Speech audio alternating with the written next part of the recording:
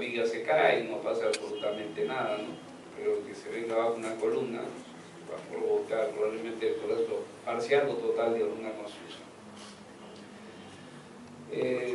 Las columnas pueden formar parte de entrepisos indesplazables o desplazables. Y dependiendo de esto, la columna tiene un modo particular de diseñarse. ¿Cuándo consideramos que la columna forma parte de entrepisos indesplazables? Cuando, por ejemplo, bajo la acción de cualquier fuerza, los desplazamientos relativos de una columna son o casi igual a cero. ¿Y cuándo vamos a considerar que la estructura forma parte de un entrepiso desplazable? Como por ejemplo acá, en el primer entrepiso, cuando los desplazamientos relativos de los extremos de las columnas son diferentes de cero. Aquí los desplazamientos relativos son tan pequeñitos que se pueden despreciar, y aquí los desplazamientos relativos ya son tan grandes que ya no se pueden despreciar, ¿no? A ver, miren, en el primer caso, ¿no? Una estructura con una rigidez lateral muy grande, ¿sí? La rigidez lateral lo proporciona el muro de concreto, ¿bien? Y una construcción con una rigidez lateral muy pequeña, que es una construcción aporticada,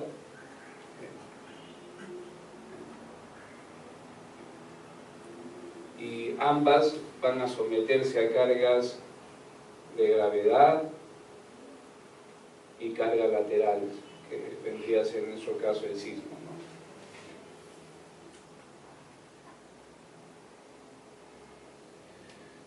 Aquí, en el segundo caso, si solamente dibujamos la deformación por corte, entonces vamos a tener esto. Y en un nivel cualesquiera, el desplazamiento del entrepiso superior, del entrepiso I más 1, menos el desplazamiento del entrepiso inferior, si esto es diferente de 0, o bueno, esto tiende a ser diferente de 0 en este caso. Y aquí miren, si dibujo de manera exagerada, aquí nuevamente los desplazamientos relativos son o tienden a ser igual a 0. El desplazamiento relativo aquí es, por ejemplo, delta 1, aquí es delta 2, el 1 más 2, más 1, delta 2, y este es el desplazamiento relativo, delta 2 menos delta 1. Esto es diferente de 0. Y aquí el delta 2 menos el delta 1 aproximadamente es igual a 0. ¿Sí? Entonces, en el primer caso,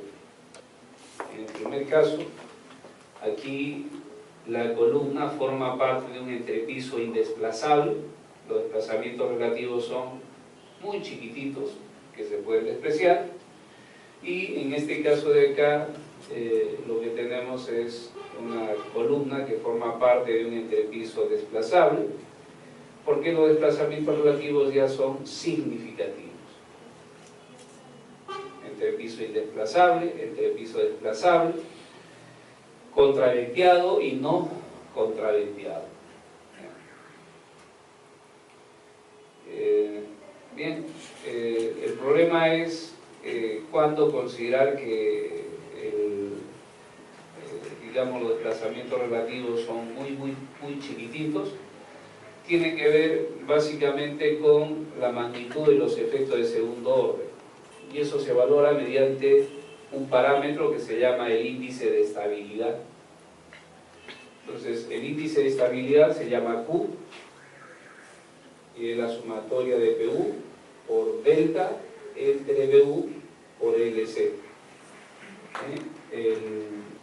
Si estamos analizando este entrepiso en cuestión, el segundo entrepiso, entonces habría que sumar la carga axial de todos los elementos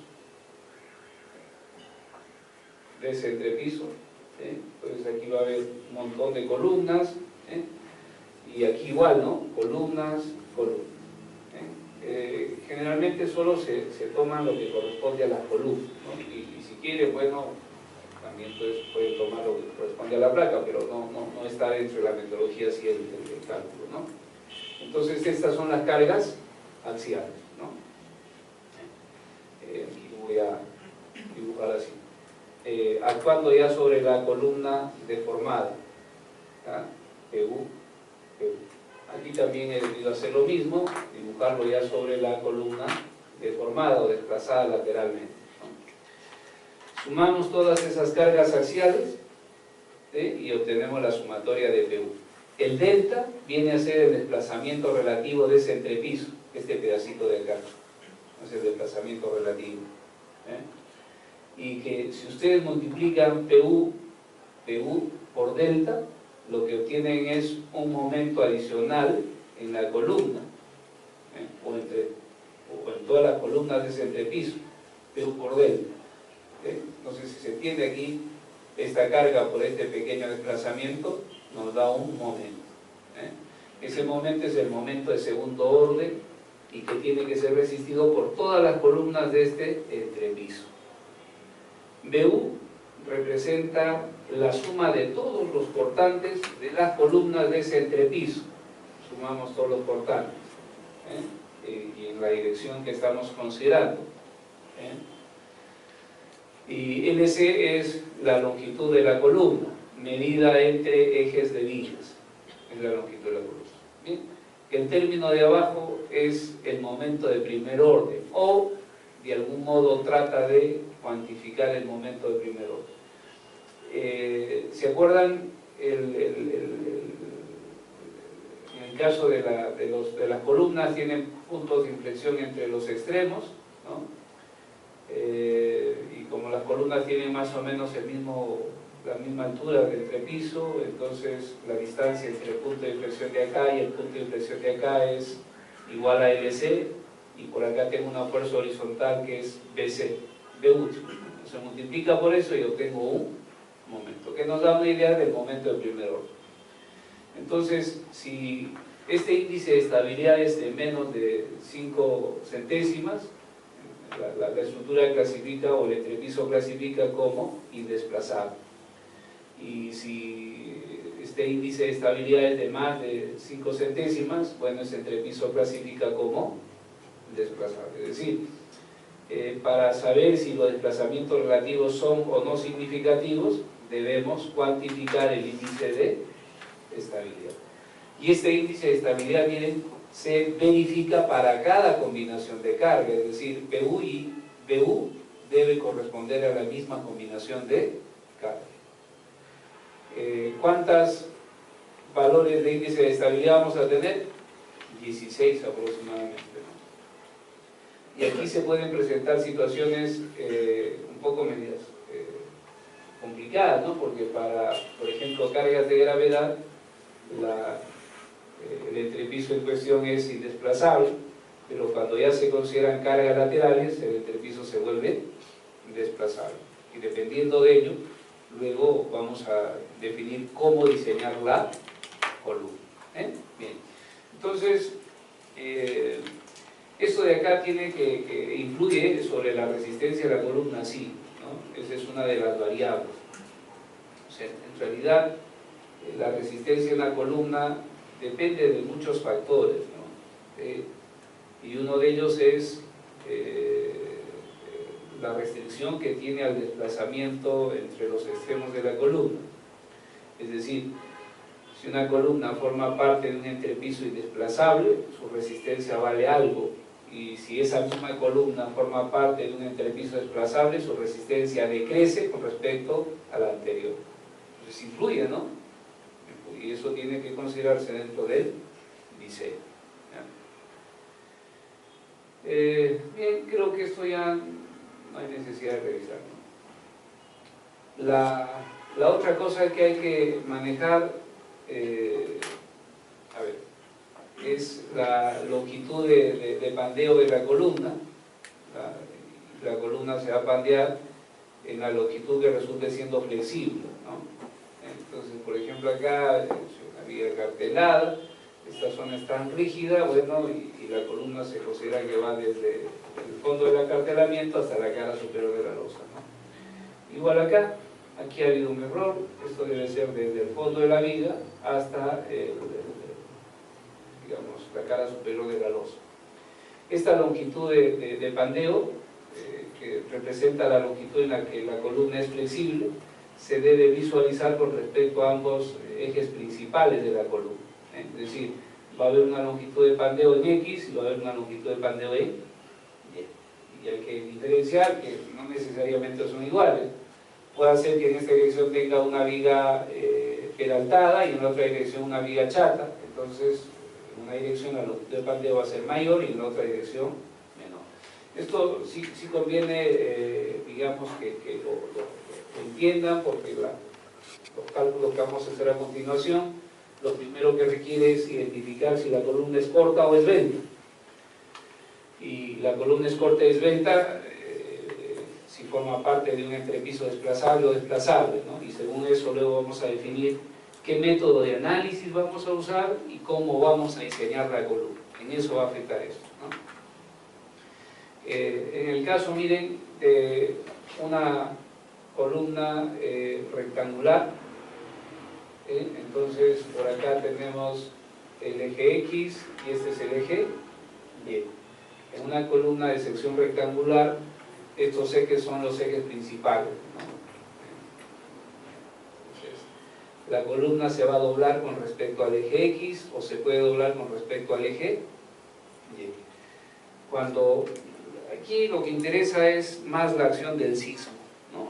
Las cargas de gravedad las podemos poner al bolsillo y no pasa nada, ¿no? Es decir, miren a nuestro alrededor cuántas casas han sido construidas sin ningún tipo de dirección técnica y ahí están en pie,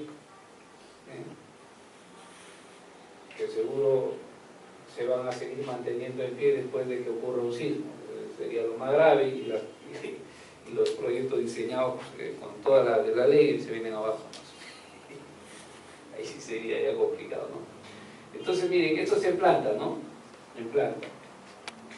Esto es planta, no es elevación, es una planta.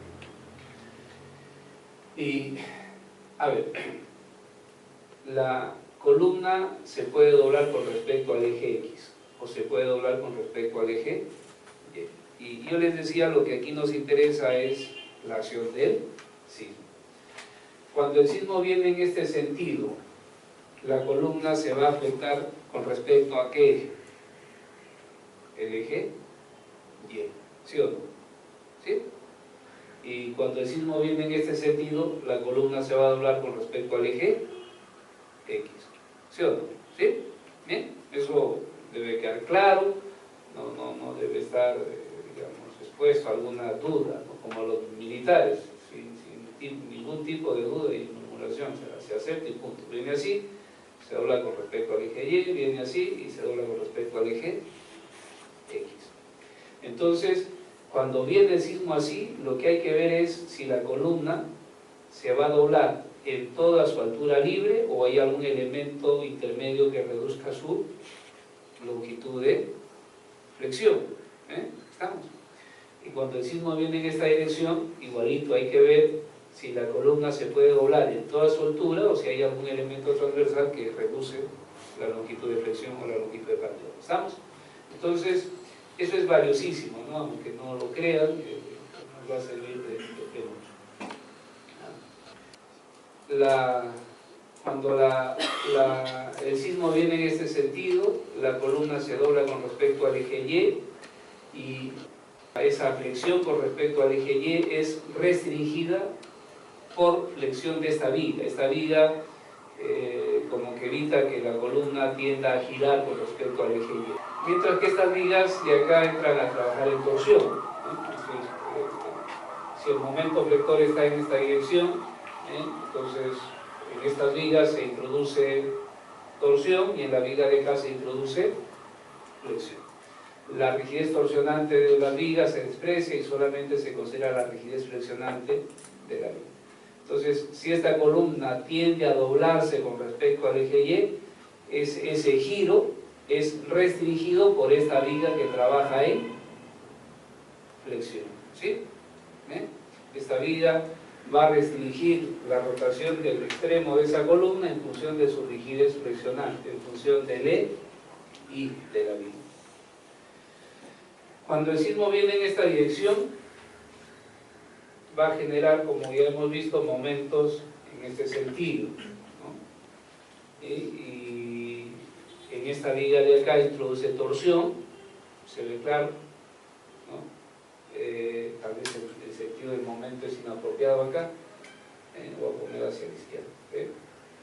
Entonces, al doblarse la columna con respecto a este eje, en la viga esta introduce torsión, la rigidez torsionante de esta viga se desprecia. Y estas vigas de acá van a restringir la rotación de la columna con respecto al eje X, ¿no? Y en función proporcional a la rigidez flexionante de ambas vigas. ¿Estamos? ¿Sí? Entonces, eso, digamos, para poder luego recordar estas cositas de acá. Miren. Hay un término que se llama el factor de longitud efectivo. Factor de longitud efectivo. Y se denomina con la letra K. Hace rato le comentaba que la resistencia de una columna depende, entre otras cosas, de la restricción al desplazamiento de los extremos de la columna y la restricción a la rotación que existen en los extremos de la columna. Por ejemplo, miren, este arrastramiento en cruz genera que de aquí hacia arriba la estructura sea muy rígida, pero de aquí abajo muy flexible, porque no hay, ¿no es cierto? Si analizamos esta columna de acá con la de acá, aquí los desplazamientos relativos van a ser casi cero. Columna que forma parte de un entrepiso indesplazable, pero acá los desplazamientos relativos ya van a ser significativos. La columna forma parte de un entrepiso desplazable. Si hacemos el cálculo de la resistencia de la columna acá, nos sale como 100 y aquí nos sale como 80. Por poner números, ¿no es cierto?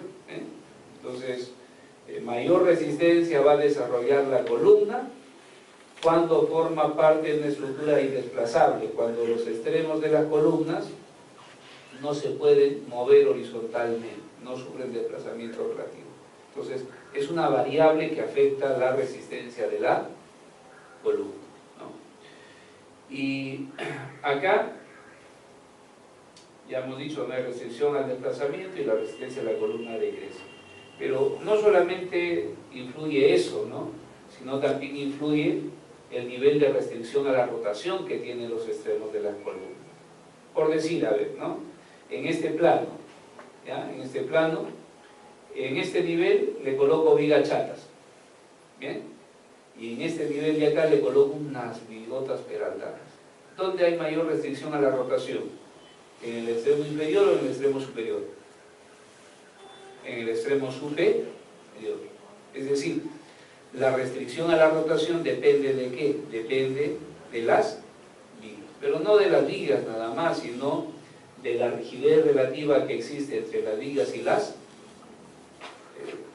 Lo de acá, aunque parezca tonto, pero digamos, necesitamos para un poquito formalizar el diseño de las columnas, ¿no? Les decía, el tema es el factor de longitud efectiva.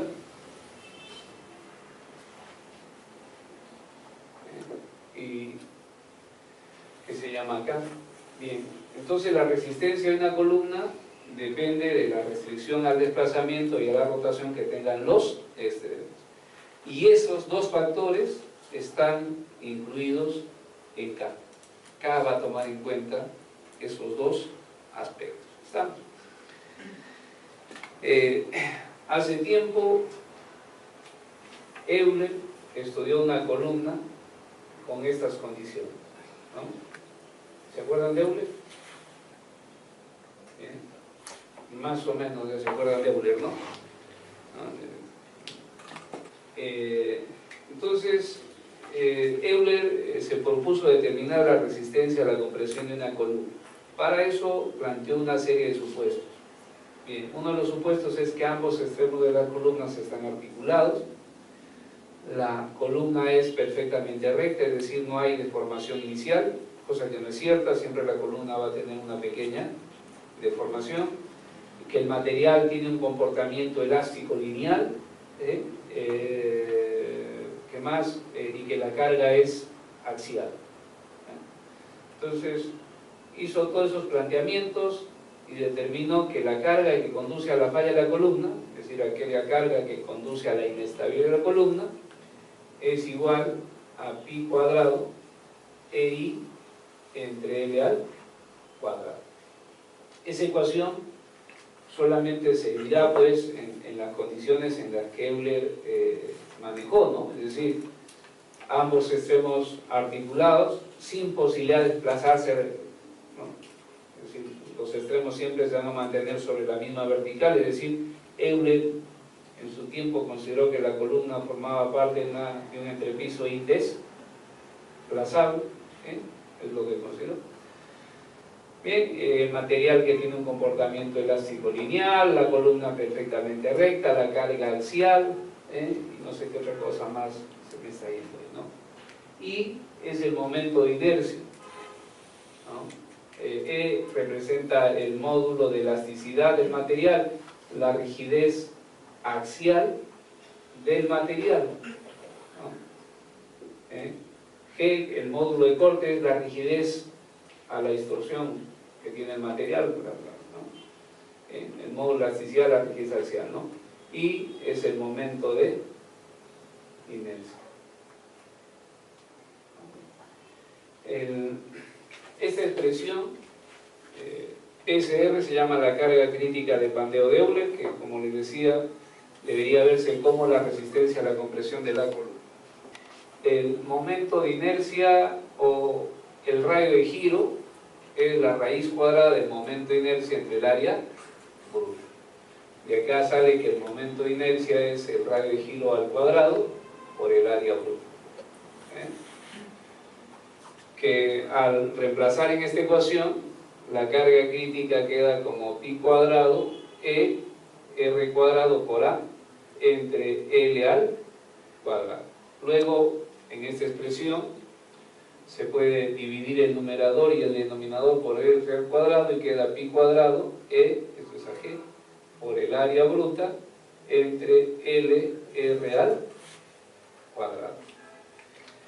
Esa es la forma en la que digamos, se maneja la ecuación de Euler, ¿no? La carga crítica es pi cuadrado E AG entre L R al cuadrado. El radio de giro es una dimensión de la sección transversal, ¿no? O sea, la sección transversal puede quedar caracterizada por el área bruta, el radio de giro, el momento de inercia, es una dimensión más. El radio de giro además tiene como unidades la unidad de longitud, es una dimensión más, ¿no? Entonces, cuando se compara la longitud de la barra con el radio de giro, esta ecuación de acá solamente serviría si es que se cumplen estas cositas, ¿no? Que si no se cumplen, la ecuación de Euler no sirve, ¿no? Es decir, si se cumple que ambos extremos están articulados, que la columna es perfectamente recta, que la carga es axial, que está hecha de un material que tiene comportamiento elástico lineal, que el material es homogéneo, todo, ¿no? Pero en el concreto, ninguna de esas cosas se cumple, ¿no? ¿Cuándo se logra la resistencia de un elemento de concreto armado? De concreto armado. Cuando el material incursiona en el rango inelástico, es decir, ya no es el módulo de elasticidad, sino tendría que ser el módulo tangente, ¿no es cierto? Entonces, como que esta ecuación tiene sus limitaciones. En el tiempo han ido tratando de encontrar una ecuación que permita calcular la resistencia de una columna, la resistencia a la compresión, considerando que el material puede incursionar en el rango inelástico, y también considerando que se puede aplicar a situaciones diferentes a las asumidas por Euler, ¿no? Y han salido un montón de ecuaciones, y una de ellas, la más certera, es la de acá, ¿no? Que es pi cuadrado et por ag entre LR al cuadrado. Y para que esta expresión se aplique a condiciones de extremo, a las indicadas por Euler, al esbelté se lo multiplica por K. Y a esto de acá se le llama la esbeltez de diseño. Entonces, incluyendo ahí nada más en la ecuación de Euler el factor de longitud efectiva, vamos a tomar en cuenta la influencia de la restricción a la rotación y al desplazamiento que tienen los extremos de la columna. El problema es cómo se obtiene el factor de longitud efectivo, ¿no?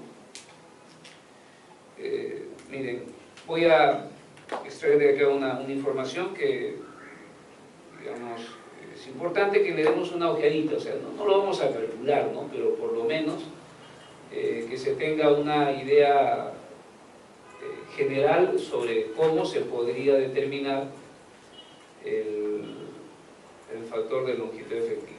Insisto, no es con intención de oye, vamos a calcular la longitud efectiva de manera analítica, no va a ser así. Tratar de tener una idea de cómo se obtiene el factor de longitud efectiva para que luego racionalmente apliquemos las ecuaciones, ¿no? O sea, es decir, una cosa es aplicar una ecuación como sin tener idea de lo que se está haciendo, y la otra es aplicar una ecuación con cierto sentido de causa, ¿no? Yo sé que esto se debe a esto, al otro, a aquello, y de eso se trata de ser ingeniero, ¿no?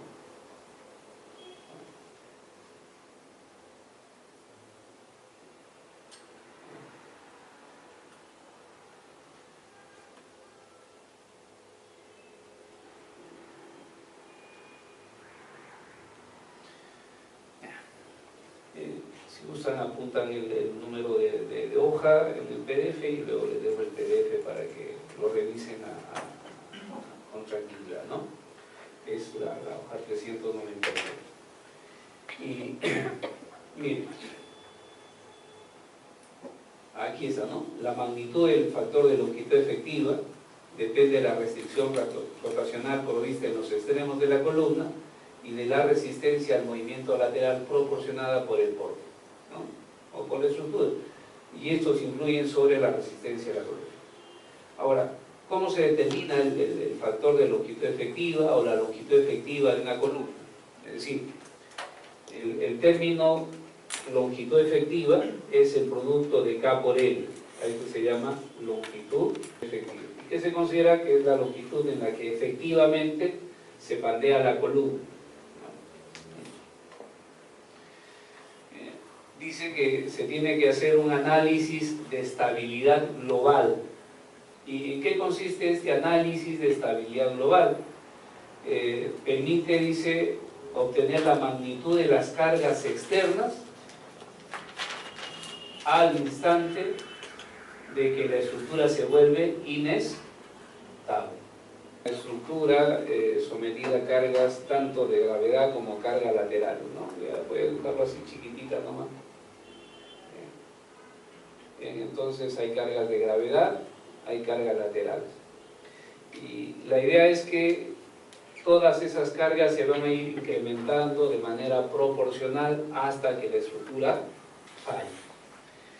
Y para cada incremento de carga lo que se va a leer es el desplazamiento del último techo. Entonces luego podemos comparar ese desplazamiento con la carga aplicada. Por acá el desplazamiento y por acá la carga aplicada. Q viene a ser la carga esta que se va incrementando gradualmente. Y se obtiene una curva así, ¿no? Por acá, en esta curva se pueden ver dos etapas, la etapa lineal, y por acá estamos frente a la etapa no lineal.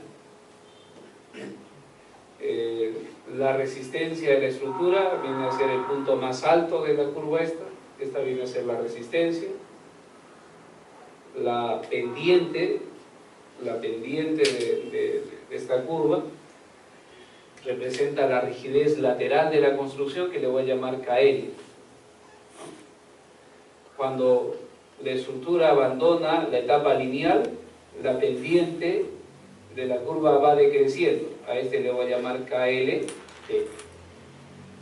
Y cuando la estructura, su rigidez lateral es 0, desarrolla su resistencia, ¿no es cierto? Bien. A ver, si la rigidez lateral de la estructura es 0, entonces en ese instante la estructura es inestable, ya no tiene capacidad de recuperar deformación. Bien, entonces el análisis de estabilidad global lo que pretende es determinar esta carga que conduce a la estructura a una condición de inestabilidad. Una vez que se obtiene esa carga,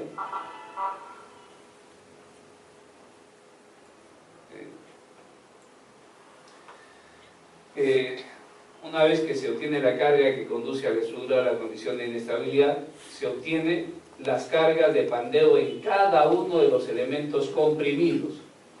Es decir, para esta columna de acá, en esta columna de acá, por ejemplo, ya cuando está en esta condición, se determina la carga P. Es decir, este valor lo podemos calcular, ¿no?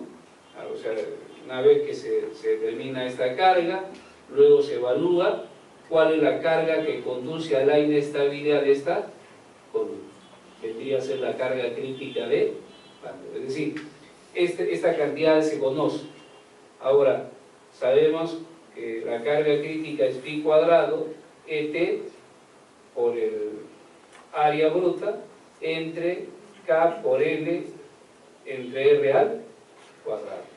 Entonces, como este valor ya se conoce del análisis de estabilidad global, lo único que hay que hacer es despejar el factor de longitud efectivo. Y así se obtiene el valor de K. Entonces, despejamos y obtenemos K.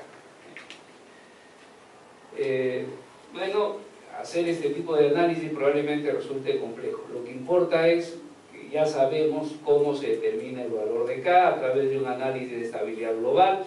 Una vez que se determina la carga que conduce a la falla, luego podemos esa carga redistribuirlo entre todos los elementos y esas cargas representan las cargas que conducen al pandeo o a la falla de cada elemento, ¿cierto? Bien. Como ya se conoce esto, se reemplaza y se obtiene el valor de K.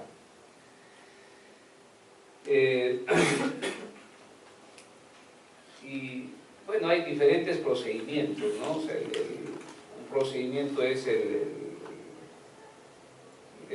hacer un cálculo solamente considerando que la estructura tiene un comportamiento lineal infinito, inclusive hasta la falla, y luego se puede hacer un análisis no lineal también, ¿no? Cualquiera de los procedimientos es válido.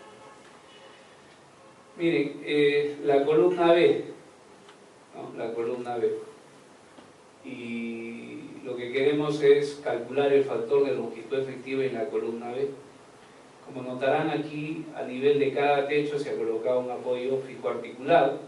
Eso para indicar que la columna forma parte de un entrepiso indesplazable, es decir, no hay o no existe posibilidad de desplazamiento relativo entre los extremos A y B. Luego se puede aislar la columna AB y en el extremo superior esa columna tiene cierto nivel de restricción a la rotación. ¿Cómo se obtiene ese nivel de restricción a la rotación? Puedo borrarlo de acá, ¿no? Se puede obtener en función de la rigidez relativa de la viga. Y la rigidez relativa de las vigas sería esto, miren, la sumatoria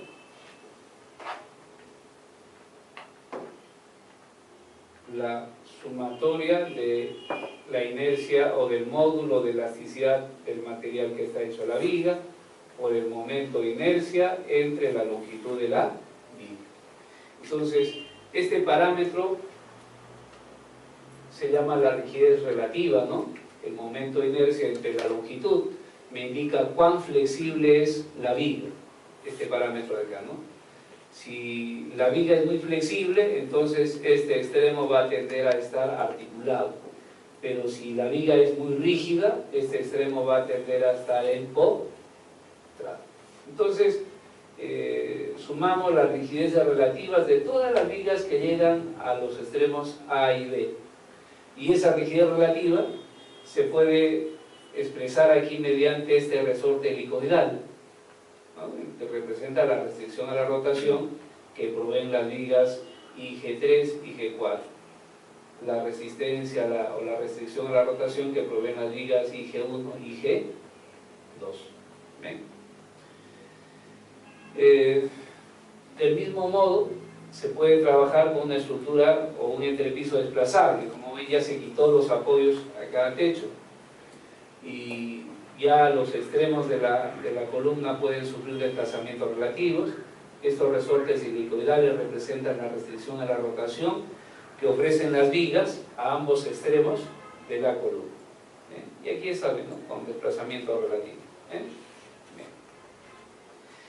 El nivel de restricción a la rotación en un extremo no solamente depende de la rigidez de la viga, sino que la rigidez de la viga se tiene que comparar con la rigidez de la columna. Entonces, hacemos esto, sumatoria de IC o S, IC entre LC. Aquí lo que se está comparando, miren, es la rigidez relativa de las columnas versus la rigidez relativa de las vigas. Y ese es un término que nos puede dar una idea de cuál es el nivel de restricción a la rotación que tiene la columna en un determinado extremo. A esa razón se le llama psi, ¿no? Y tendría que calcularse tanto en el extremo A como en el extremo B. Entonces, esto es psi sub A y psi sub B, que pueden ser diferentes dependiendo de la cantidad de vigas y columnas que llegan a ambos extremos. Por ejemplo, miren, si hacemos una comparación de las rigideces relativas, ¿no? Esta cantidad nos da una idea de cuán flexible es la barra, ¿no? El momento de inercia versus la longitud. Si comparamos, ¿no? En términos relativos, si esto es muy grande y tiende a ser igual al infinito, bien, entonces ese extremo estará empotrado. Caso contrario, si esto es tan chiquitito que tiende a ser igual a cero, entonces ese extremo está articulado. Es decir, miren, aquí este dibujo que no me canso de hacer nunca, podría comparar una columna muy robusta y una viga muy delgadita. Aquí IB entre LB tiende a ser 0. Aquí el IC entre LC tiende a ser igual al infinito, si es que se hace la comparación entre ambas rigideces, ¿no es cierto? Entonces aquí, por ejemplo, la columna se debería considerar como empotrada en ambos extremos. Aquí la rigidez axial de la viga es igual al infinito, es decir, la viga forma parte del diafragma rígido. Entonces el extremo superior no tiene posibilidad de moverse horizontalmente, ¿cierto? Entonces, aquí se está presentando que esto es muy chiquitito y esto es muy grande. Entonces, aquí estoy poniendo mal, disculpe. ¿No? Aquí estoy poniendo mal. Aquí es como si estuviese articulado, ¿no? Disculpe, ahí se me ha ido claro, o sea, la viga aquí es tan delgadita que es incapaz de restringir la rotación de este extremo. Eso va a ocurrir cuando esto es muy chiquitito en comparación con el de acá.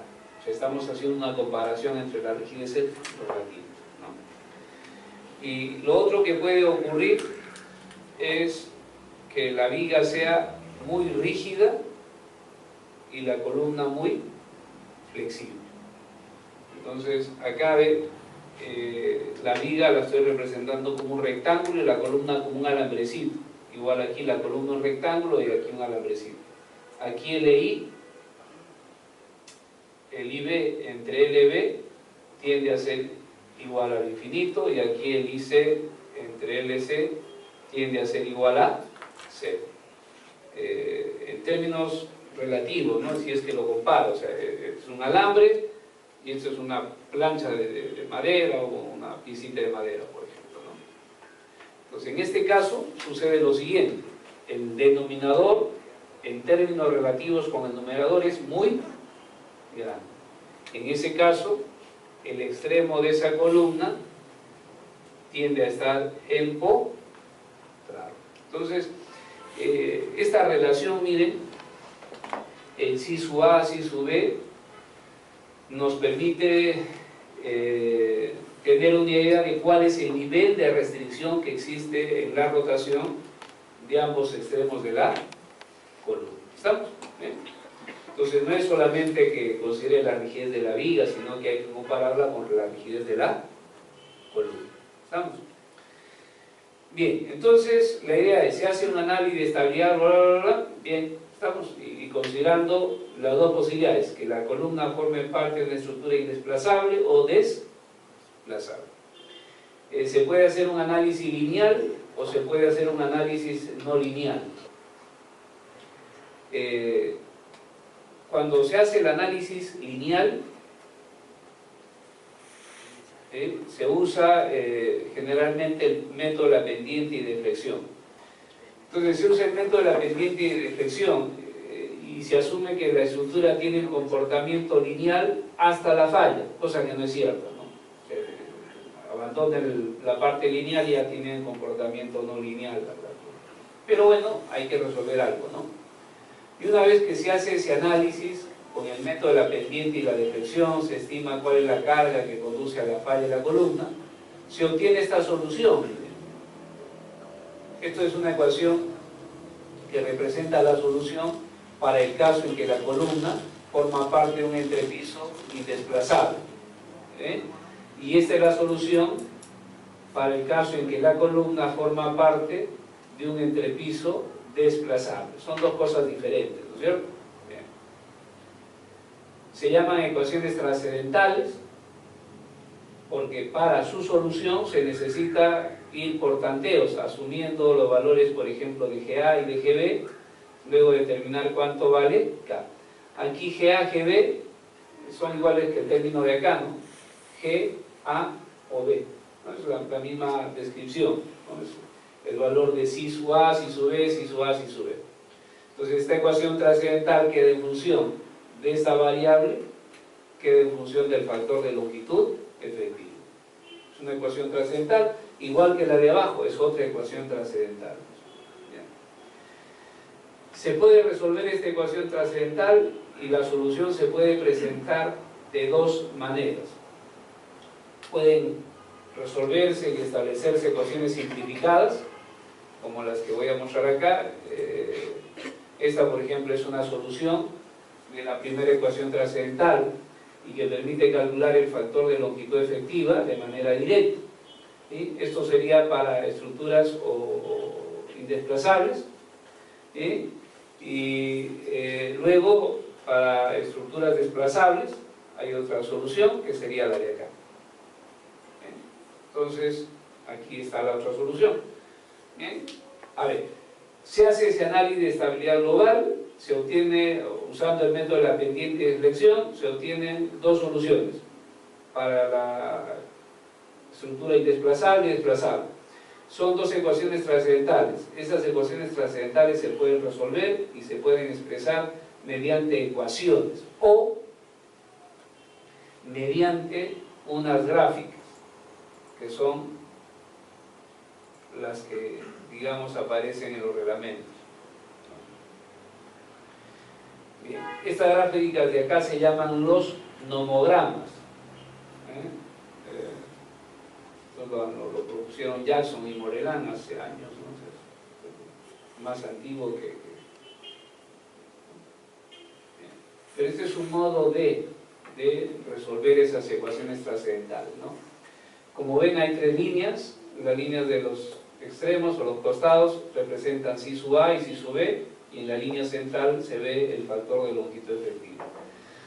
Y van a haber dos nomogramas porque hay dos situaciones, ¿no? En el caso de acá, como ven, los extremos de las columnas siempre permanecen sobre la misma vertical y dobladas en curvatura simple y en curvatura doble, ¿no? Aquí la columna forma parte de un entrepiso indesplazable, y en el segundo nomograma la columna forma parte de un entrepiso desplazable. Como ven, antes estaba por acá el extremo y luego, después de aplicar la carga, se desplaza y viene acá. Hay desplazamiento relativo entre los extremos, ¿no? Y aquí lo que hay también es curvatura doble.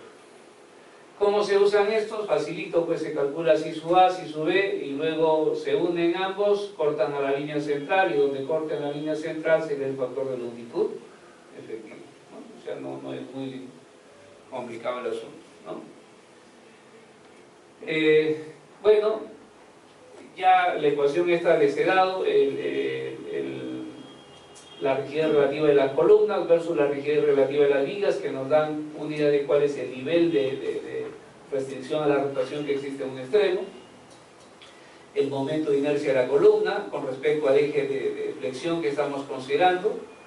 El momento de inercia de la viga también, tomando en cuenta alrededor de qué eje se opone la viga a la rotación de la columna. LC, la longitud de la columna medida entre ejes de vigas, y LB, la longitud de la viga medida ejes de columna. No creo que sea difícil de recordar.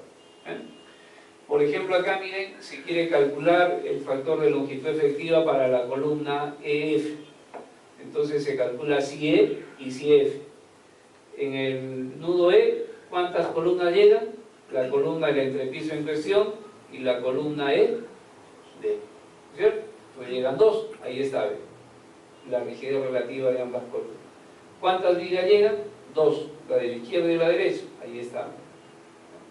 Y en el extremo F, bueno, llega solo una columna. ¿Cuántas vigas? Dos. Y aquí hay una cuestión que esta sí hay que apuntar, ¿no? En la base de la columna se puede considerar empotrada o articulada. Si se piensa que la base está empotrada, significa que abajo hay unas vigas muy, muy rígidas, ¿no? La cimentación es muy, muy rígida, está en esta condición de acá, y empotra la columna. Entonces, eso significa que este valor tiende a ser al infinito, y cualquier cantidad entre el infinito, eso tiende a ser igual a 0. Pero de modo conservador, para el extremo empotrado, se considera que el psi es igual a 1. Y la otra condición significa que el apoyo es articulado, o sea, aquí no hay vigas, la cimentación es muy flexible, que no tiene capacidad de restringir la rotación de la columna. Es decir, abajo, en comparación con lo de arriba, esto tiende a ser 0, ¿sí? Y lo de arriba, diferente de 0. Cualquier cantidad entre 0 tiende a ser igual a el infinito, ¿no es cierto? ¿Sí? Pero de manera conservadora, para esos casos se toma igual a 10. Bien, entonces, ahora, miren, hay autores con respecto a esto, ¿no? O sea, el nivel de restricción a la rotación depende de las dimensiones de la zapata y también de la rigidez del suelo, ¿no? Si me dan el tiempo para ver esto, que es recontra importante, o sea, no es nada malo lo que estamos viendo, o sea, y que tiene que asociarse obviamente a lo que trata el curso, ¿no?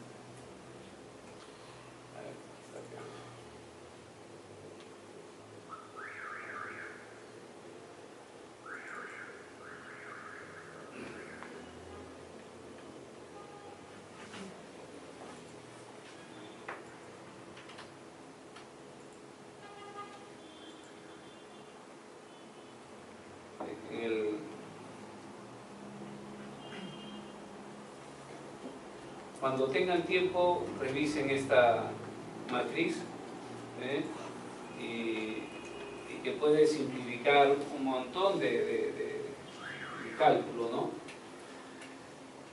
Miren, este documento sí creo que les he trasladado, es el de mecánica del concreto reforzado, el autor es White, y apunten el número de página del PDF 591. Entonces,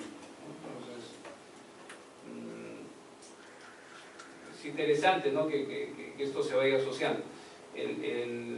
Y como les decía, el nivel de restricción a la rotación en la base no solamente depende de la rigidez de la cimentación, sino también del suelo, ¿no?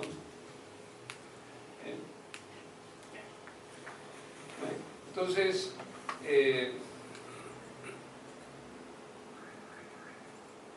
no hay que olvidar esto: cuando estamos en esta condición es 1 y cuando estamos en esta condición es 10. Y aquí se ha hecho una excepción: cuando se tienen, dice, estructuras indesplazables, el factor de longitud efectiva siempre va a ser menor que 1, y que de manera conservadora se puede tomar siempre igual a 1. Y cuando se trata de estructuras desplazables, el factor de longitud efectiva siempre va a ser más de 1.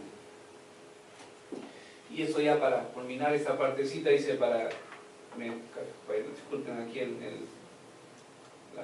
para calcular el si es necesario usar valores realistas para los momentos de inercia. El concreto sometido a carga se va a fisurar, ¿no? Y el nivel de fisuramiento en las vigas y en las columnas van a ser diferentes. En la viga presenta mayor fisuración que en las columnas. En la columna, la fisuración de algún modo se ve disminuida por presencia de la fuerza de compresión, ¿no?, que lo que hace es cerrar las grietas introducidas por el momento flector, ¿no? Entonces, si el concreto se agrieta, obviamente el momento de inercia de la sección se reduce. ¿Qué elemento se va a reducir más el momento de inercia? En la viga que en la columna. Entonces, en el ACI se indica que para valorar el valor de psi, habría que considerar para las vigas el 35% de la inercia bruta y para las columnas el 70% de la inercia bruta. Que se pueden hacer cálculos más refinados para determinar estos valores, sí, ¿no? El momento de inercia no solamente depende del agrietamiento del concreto, sino también del flujo plástico al que puede estar expuesto el concreto. Aquí hay algunas soluciones mediante ecuaciones para calcular el factor de longitud efectiva. Ya no se usan estas ecuaciones, no aparecen ya más en el ACI. Bueno, entonces miren, ya sé cómo vamos a calcular el valor de K, o al menos tengo una idea, ¿no?, y qué significa y en qué medida va a influir, ¿no? O sea, esto tome en cuenta que la resistencia de una columna es condicionada en función del nivel de restricción a la rotación y al desplazamiento que tienen los extremos de la columna. ¿Sí? Bien, y al final esto hay que rematarlo de este modo. Van a haber dos grandes procedimientos de diseño: cuando la columna es corta y cuando la columna es esbelta. ¿Cómo podemos diferenciar entre una columna corta y una columna esbelta? Si es que valoramos estas dos ecuaciones. Para el caso de estructuras indesplazables, es decir, aquellas en que el índice de estabilidad en el entrepiso en cuestión es menor que 5 centésimas, entonces en esos casos, si la esbeltez de la barra, ya sabemos que es K, la longitud de pandeo y el radio de giro, es menor o igual que esta cantidad, que nunca debe superar los 40, entonces la columna clasifica como corta, ¿sí? Y si la esbeltez de la columna resulta más de este valor, entonces la columna resulta siendo esbelta.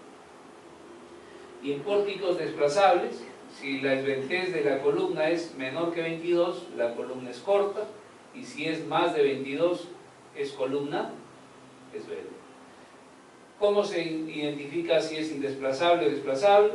Mediante la valoración del índice de estabilidad, que no es difícil, ¿no es cierto? Es sumar las cargas axiales de todas las columnas, multiplicarlas por la deriva de entrepiso y dividirlo entre el cortante por el cortante total, el cortante de entrepiso multiplicado por la altura de la columna. Si eso sale más de 5%, bueno, desplazable, y si sale menos de 5% es desplazable. Y en función de eso luego definimos si la columna es corta o la columna es larga. Si la columna clasifica como corta, la resistencia es facilita de estimar. Solamente depende de la resistencia de los materiales y la cantidad de materiales. Pero si la columna clasifica como esbelta, entonces el asunto se complica. La resistencia de una columna esbelta depende de, además de la resistencia de los materiales y la cantidad de materiales, de el valor de K, depende de la longitud de la barra, de esas cositas depende. Por acá se están colocando algunos datos de cómo calcular los radios de giro cuando la columna es de sección rectangular y cuando la columna es de sección circular, ¿no? ¿Y qué significa H en cada uno de estos casos? Miren, la esbeltez se tiene que valorar con respecto a ambos ejes de flexionamiento. O sea, tiene que valorarse con respecto al eje X y con respecto al eje Y.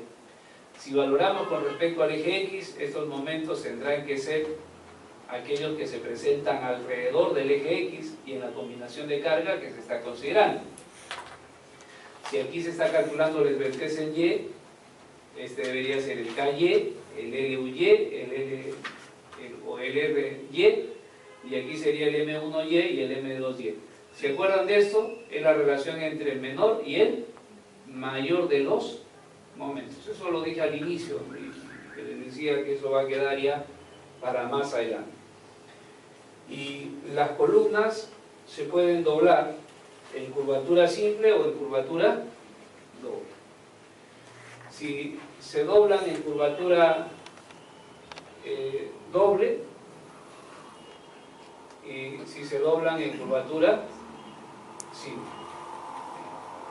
Entonces digamos que esto es M1, esto es M2, esto es M2 por poner, ¿no? Y esto es M1. Cuando la columna se dobla en curvatura doble, la relación entre M1 y M2 se debe tomar como positiva. Aquí está la relación de acá. Y si la columna se dobla en curvatura simple, entonces la relación, disculpen, aquí me estoy equivocando, aquí debe tomarse negativo y aquí positivo, ¿está bien? Entonces esta relación de acá se tomará como negativo si la columna se flexa en curvatura doble y se tomará como positivo si se flexa en curvatura simple. Aquí en la siguiente diapositiva estamos viendo eso, ¿no? Curvatura doble y curvatura, disculpen, curvatura simple y curvatura